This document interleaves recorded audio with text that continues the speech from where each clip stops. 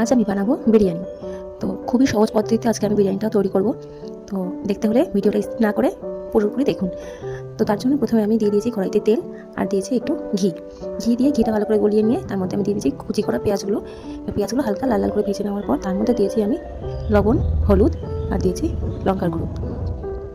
এগুলো দিয়ে একটু ভালো করে নেড়ে চেড়ে এর মধ্যে দিয়ে দেবো আমি মশলাটা আমি পেস্ট করে রেখেছিলাম মিক্সারে।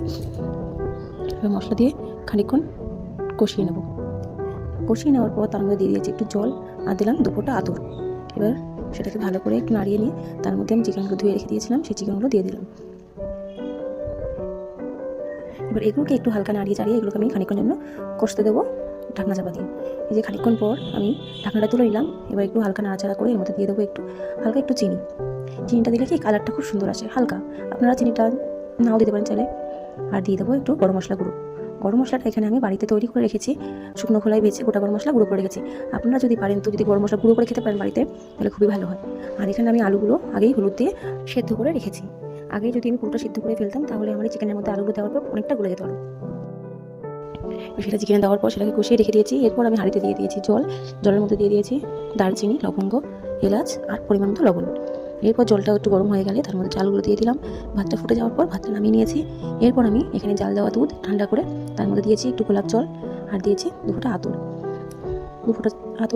আসলে আমি এখানে খুবই সাধারণভাবে বিরিয়ানিটা তৈরি করেছি, বেশি উপকরণ আমি এখানে ব্যবহার করিনি, তাতেই কিন্তু খুবই সুন্দর হয়েছে খেতে। তো এখানে আমি একটা বড় গামলায় চিকেনটাকে ঢেলে নিয়েছি। এরপর আস্তে আস্তে ভাতগুলো সুন্দর করে ছড়িয়ে দেবো। তারপর আমি যে দুধটা আমি এখন মিশিয়ে রেখেছিলাম সেই দুধটা দিয়ে হালকা হালকা ছড়িয়ে দেওয়ার পর এরপর আমি ভাতগুলো সুন্দর করে তাতে একটু নেড়েছে তার মধ্যে দিয়ে দিয়েছিলাম সেই গরম মশলা গুঁড়ো আর দিয়ে দিয়েছি একটু ঘি।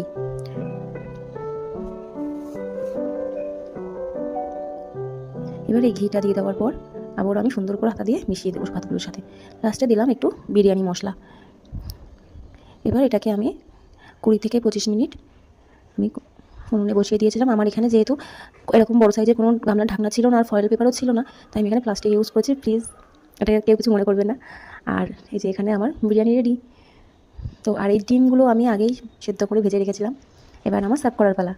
তো কেমন হয়েছে আমার ভিডিওটা অবশ্যই কমেন্ট করে জানাবেন। তো দেখা হচ্ছে পরে একটি ভিডিওতে, তখন যেন সবাই ভালো থাকবে, সুস্থ থাকবেন।